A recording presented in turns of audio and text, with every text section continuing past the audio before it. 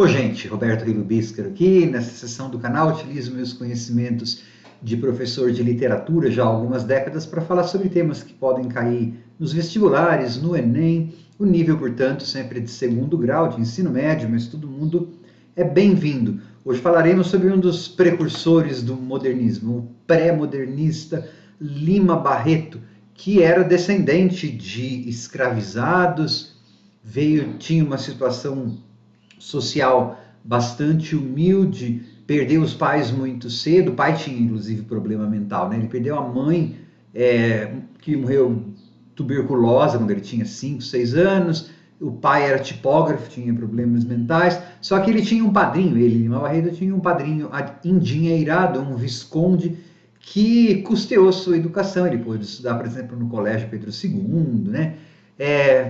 Começou até a fazer engenharia na Politécnica, só que não pôde terminar porque tinha que trabalhar. Mas eventualmente tornou-se servidor público e ao mesmo tempo que escrevia crônicas, colaborava como jornalista, né, para jornais, publicou seus romances, sempre na periferia, porque não pagavam bem essas coisas. E também sempre discriminado pela Academia Brasileira de Letras. Ele se inscreveu 3 vezes e só para ser membro e só conseguiu uma menção honrosa.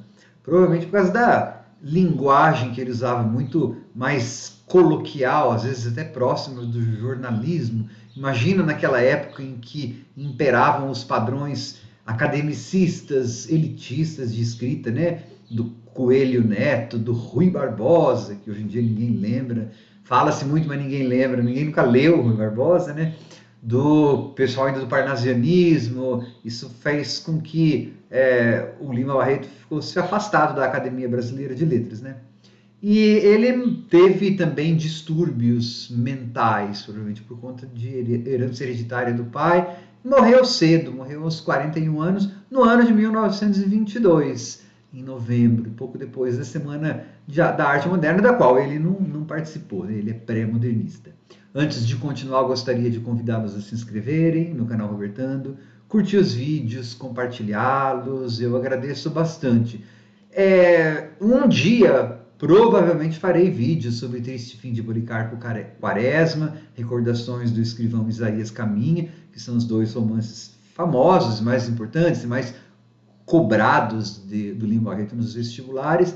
Por enquanto, o que eu vou falar são as características gerais, né? Em termos de linguagem, uma coloquialização bastante grande, tentando aproximar, então, a linguagem literária, o português literário, do português coloquial que se falava mesmo no dia a dia, né? Muitas vezes os romances, os textos dele têm até um tom mais jornalístico, mais direto até. Os temas que ele tratava geralmente eram uma crítica ao nacionalismo cego, né?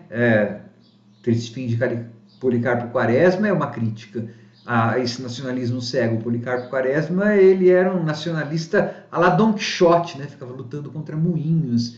E então tem essa crítica, que na verdade é uma crítica ao ainda aquele romantismo, né? O romantismo que tinha aquela história do nacionalismo. Então esse nacionalismo exaltado é criticado pelo Lima Barreto. Ele também critica a prepotência dos militares mais de uma vez. Em sua literatura a gente percebe assim, a propensão, né, que a nossa sociedade tem para ser uma sociedade déspota, né, militarizada. E também ele critica a burguesia vazia, medíocre, que só pensa em mobilidade social, em poder, que só pensa em aparências, né? Mas no fundo é super mesquinha e super rasa.